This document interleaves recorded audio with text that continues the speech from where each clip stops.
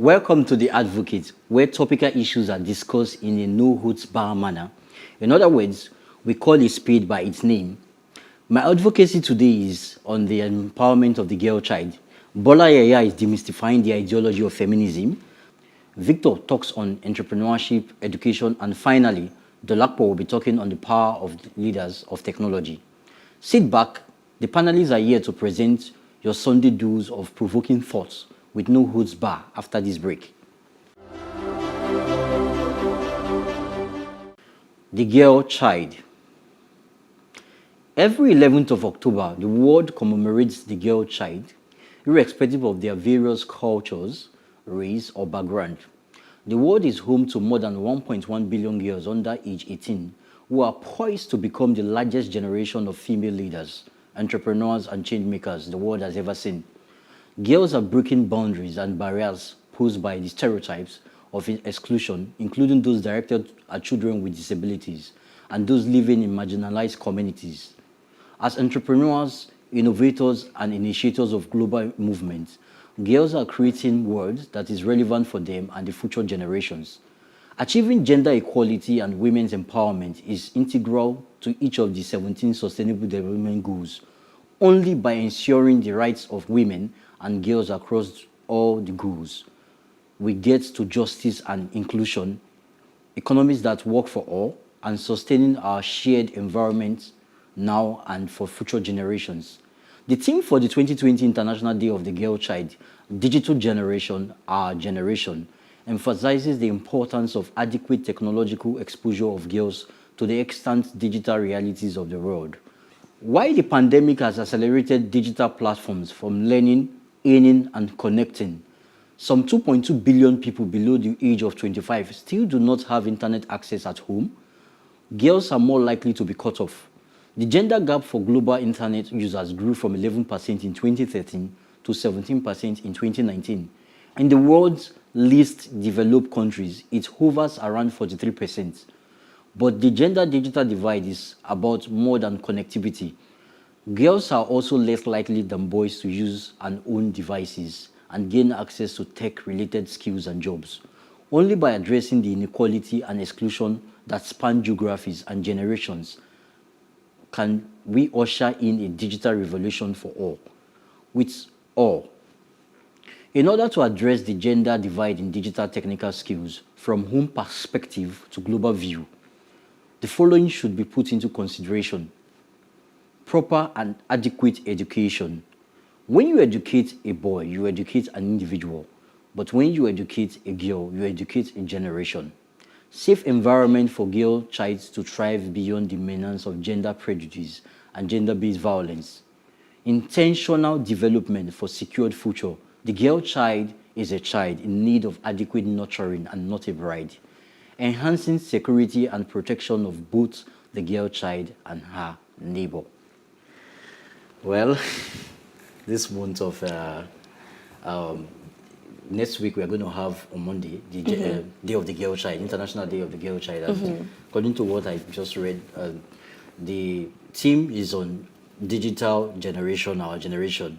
And going to what you have in mind about the recent happening, what do you think about this, the systematic inclusion of women or girls this time around, especially with the recent development from Nigeria where they said persons below the age of 18 will not get access to SIM. So I wonder what will happen to both boys and girls in the university that are 16 and above.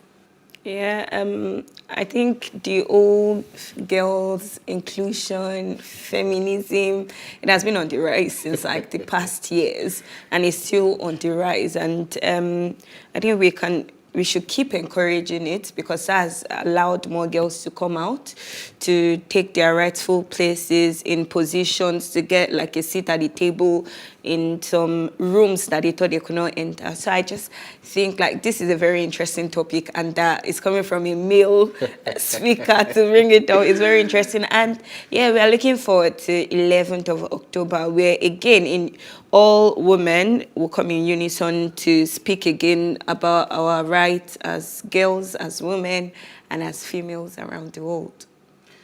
All right, thank you. You want to go, Bola, ladies first. Victor, if you don't mind. Well, my opinion is that women has been marginalized for too long, and the digital generation, our generation, is a very good one because the girls around the world in this age, many women, they can't have access to simple things as technology, as a phone. Some girls don't have access. Even if they do, they are not well educated enough to access opportunities. So this topic, the girl child, is a very unique one, and it will address so many social issues concerning women. Thank you. Thank you. Yeah, I think, in my own opinion, right, I remember a course I took in school.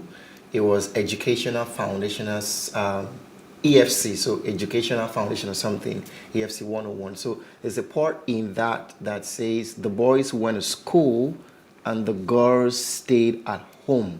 Wow. So I think there's a fundamental mental programming around, whether ladies are supposed to go to school, so why are the boys going to school and the girls staying at home to cook in the kitchen?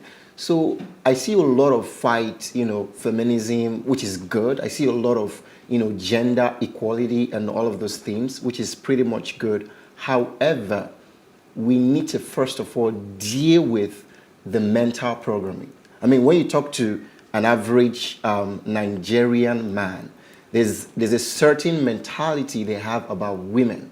So I think it begins, I think I asked someone a question that if we are advocating for girl child education and trying to, like Ife said, get them a seat at the table, who is changing that flawed mindset and that flawed mentality in the minds of the boys? So as we're educating the girls, we need to also include the boys, because at the end of the day, it's no man is an island. Everybody is going to work together. So for me, I think this whole thing is about it's a mental issue. Let's reorient our mindset around giving everybody equal opportunities to really shine and grow.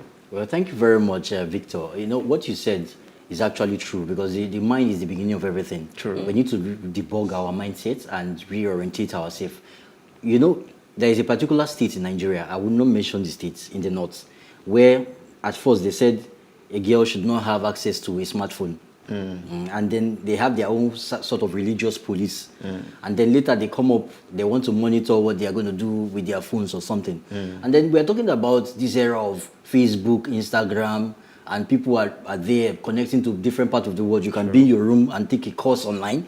You can actually interact with a prospective business partner or someone of similar interest in any part of the world. If you exclude the girl child, it makes no meaning. And then here you are, the government saying, no, we are not going to allow under 18 to have access to SIM cards. So I asked myself, what will happen to 16-year-old in the university?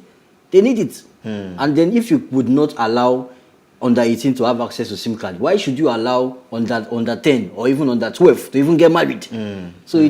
So we need to rework ourselves, because the girls and the boys are the future of the country or the nation.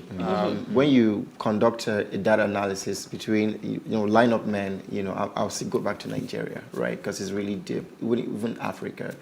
So a man just necessarily believes that a woman is lesser. So that mindset has to be dealt with first, Does that not go back to like our religious belief? Does that not include like the religion itself? Well, we don't want to go into that table, but I mean, so if you're going back to like But I think it's a Africans custom believe, issue. if you're going back to Africans believe that the woman is beneath the man, does it not, like, you trace it back to our religion? You trace it back to God bringing out the woman from the rib, and then Africans interpreting it to be the woman being a part of the man, so she should be submissive to the man. So if we are going to that direction, then we are going to be including our religious belief, our traditions and this thing. So that's another topic. Yeah, but I think we're talking about equal opportunities, right? Yeah. So what do you think that in class, the boy is made the class captain and the girl the assistant class captain? Why are girls always assistant head? Why are they always assistants? If they qualify to become the head of the school, maybe the head of the class or the class captain, the head of course in universities, why is the course rep almost always guys assistant course reps are ladies. So these are things we need to really deal with. Yeah, I think it also shows itself in like the tech world today, where you have two co-founders. The main leader is a guy, and then the co-founder is It's a female. It's the Female woman. are hugely underrepresented. And what they say is because women are emotional. So when we want to make decision or take important decision, we are too emotional to take Then it. let me shock the you. men are the logical one. That's their reasoning. Let me shock you. In the tech Let me world. shock you. I actually conducted a research, and because lately I'm interested in financial trading. And you know, you need in financial trading, you need to use your laptop or basically a computer, Yeah. either desktop or laptop. Yeah. Now, studies have shown that there are fewer women that participate in financial trading. Yeah. These few women globally, they do better than the men. The studies have shown. So, being good at any form of career or being technically inclined has no business with gender. It's important to note that girls and women should be given access to necessary education, technical skills, and career opportunity for them to grow and also create and make the world a sustainable place for all. Up next is Bola Yaya. Stay with us.